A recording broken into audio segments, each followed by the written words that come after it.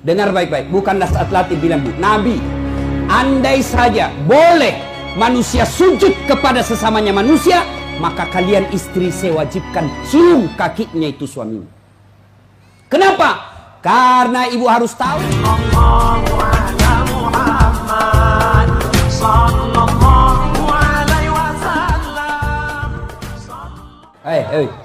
Bu, dengar dulu. Kenapa Nabi bilang begini? Andai saja boleh manusia sujud kepada sesamanya manusia, maka istri saya wajibkan sujud depan suaminya. Dengar baik-baik, bukan Nas'at Latif bilang, Bu. Nabi, andai saja boleh manusia sujud kepada sesamanya manusia, maka kalian istri saya wajibkan cium kakinya itu suaminya. Kenapa? Karena ibu harus tahu, dosa ibu kami para suami yang tanggung. Beda kami laki-laki dengan ibu. Ibu bikin dosa, ibu tidak puasa, ibu tidak sholat. Meskipun suaminya ulama, suaminya penceramah, suaminya Senin Kamis puasanya, tahajud tiap malam, suaminya hafal Quran, tapi istrinya tidak baik agamanya. Kata Allah, ku ampusakum wa ahlikum narani. Kau suami, pimpin itu istrimu masuk neraka. Beda ibu-ibu, ditanggung oleh kami laki-laki. Suaminya tukang judi, suaminya pengedar narkoba, suaminya perselingkuh, suaminya pemakan haram, tapi istrinya istrinya baik, rajin sholat, taat sama suaminya, perintah suaminya diikuti. Meskipun suaminya bajingan, tidak ada urusan. Suami masuk neraka. Nabi jelaskan kepada ibu, Bu, lihat ini, kata Nabi kalau bahasa kita, Bu, lihat ini 7 pintu surga, tadkhulul jannati bisalam. Silahkan ibu pilih mana pintu surga yang ibu mau masuki. Itu enaknya jadi perempuan, ditanggung dosanya sama laki-laki.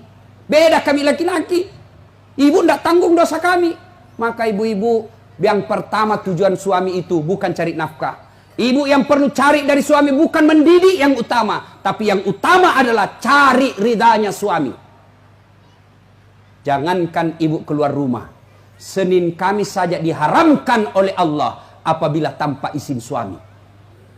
Saya ulang, jangankan keluar rumah, Senin Kamis ibu puasa sunnah tanpa izin suami, haram puasa itu, Bu. Contoh, pengantin baru, suaminya cuti 3 hari, istrinya langsung, Bang, saya puasa Senin Kamis ya. Kata suaminya, saya sengaja cuti ini karena saya mau dapat jatah siang-siang. Tak boleh ibu puasa tanpa izin. Ya? Jelas? Jelas ibu? Jelas? Dengar lagi. Ada orang bertetangga, marah ini tetangga, lapor sama Nabi. Apa pasalnya? Sakit ini ibu tetangganya, dia datang panggil anaknya, seorang perempuan. Bu, ibu mamanya lagi sakit, datang pergi lihat ki. Apa kata ini ibu anaknya? Mohon maaf, suamiku pergi tugas, saya dilarang keluar rumah sebelum suami saya pulang. Sakaratil maut ini ibunya, datanglah ibu, sudah sakaratil maut ibumu, kau datanglah besuk dia. Saya minta maaf, saya mau sekali tapi suami saya belum pulang. Akhirnya meninggal, mau dimakamkan, datang lagi. Bu, sudah meninggal ibumu, kau datang yang terakhir kalinya. Mohon maaf, saya cukup berdoa. Kenapa? Suami saya belum pulang, saya tidak berani tinggalkan rumah.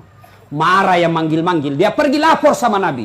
Ya Rasulullah, tetanggaku keterlaluan. Dari sakit, sakaratil maut, sampai meninggal, tidak datang lihat ibunya. Saya 3 kali datang memanggilnya. Kenapa kata Nabi? Dia dipesan sama suaminya, jangan keluar rumah sebelum pulang. Mendengar ini, apa Nabi marah? Subhanallah, Nabi justru menjelaskan, alhamdulillah diampuni seluruh dosa ibu yang meninggal karena punya anak yang taat sama perintah suaminya. Ada ibu-ibu Bayangkari begitu sih? Ada? Yang banyak saya lihat baru 10 menit pergi suaminya juga keluar juga dia apa? Dia tawaf satu komplek. Dia keliling satu komplek. Masya Allah.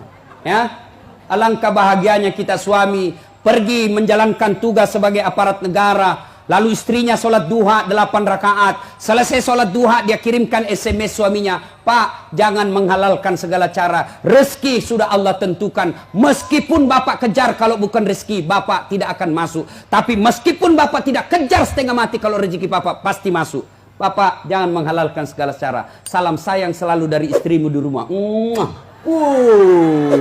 Bahagianya. Itu suami kalau dapat SMS begini, Bu, dia kasih lihat itu semua di kantor di Polsek. Lihat kau istriku, istri yang soleha. Pernah SMS begitu suaminya, Bu? Pernah? Paling SMS, jangan lupa singgah beli gas. Masih baik kalau gas, kalau pembalut. Saya pernah rasakan ini, Pak. Saya pulang tak siap malam-malam, tiba-tiba mamanya cek SMS. Ustadz, habis pembalut. La haula wala quwwata illa billah. Saya singgah di warung, saya berdoa, mudah-mudahan tidak ada yang kenal saya. Begitu saya bayar, tiba-tiba ada ibu bilang, Ustadz beli pembalut. Langsung aku bilang, biar Mi, daripada saya melahirkan. Pak, Bapak juga jangan tipu suami istri. Pak, jangan pernah nipu istri. Alasan rapat, ternyata pergi merapat. Saya dipanggil komandan, ini namanya istri kasihan kalau sudah lapor, komandan, iya Pak, silakan lari. Ternyata pergi merapat. Pak, kadang saya ditanya, Ustadz, kenapa pangkat golongan saya tidak bisa sekali baik, Ustadz? Rezeki saya bilang, Bapak dosa sama istri. Gimana Allah mau bukakan pintu rezeki kalau orang yang setia menunggu Bapak di rumah Bapak khianati? Ya? Masih ingat waktu menikah? Apa kita ucapkan waktu menikah? Bapaknya bilang begini yang perempuan, saya nikahkan engkau dengan anak gadisku ini dengan mahar tunai karena Allah. Siapa yang kita jadikan mahar? Siapa yang kita jadikan jaminan? Tunai karena Allah. Kita ambil anak gadisnya orang, dihalalkan anak gadisnya orang atas nama Allah. Allah yang kita jadikan jaminan. Kapolres saja Bapak jadi jaminan.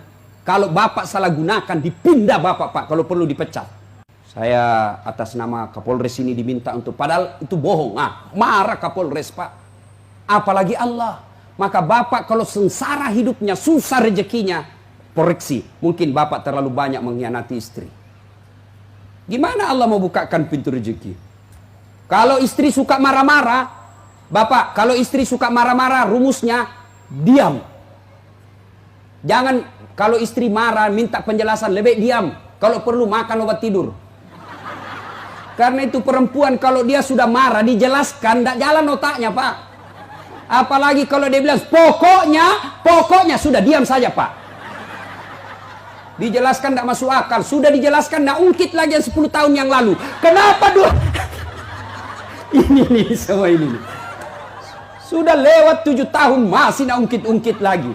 Pada dia bilang, sudah minda mi berhenti mak. Bertengkar, itu dulu. Maka lebih Bapak minum obat tidur. Kalau dia ngomel, Pak, maklumi saja. Kenapa? Dengar baik-baik. Ada sahabat Nabi, waktu itu Umar bin Khattab presiden. Suka ngomel dan marah istrinya. Maka suaminya mau lapor sama Umar supaya dipanggil, dimarahi sama Umar, presiden. Begitu dia mau lapor sama Umar, dekat dari rumah Umar, dilihatnya Umar juga dimarahi sama istrinya. Pulang dia bilang, presiden aja dimarah, pulang dia. Besok ketemu sama Umar, ya Amirul Mukminin, saya lihat Anda kemarin marah-marah sama istri, diam-diam saja. Senyum, dengar bapak-bapak, dengar para lelaki. Apa jawaban Umar? Begitulah cara saya berterima kasih kepada istriku yang telah hamil, melahirkan, dan menyusui anak saya. Jangan lupa subscribe, like, and share.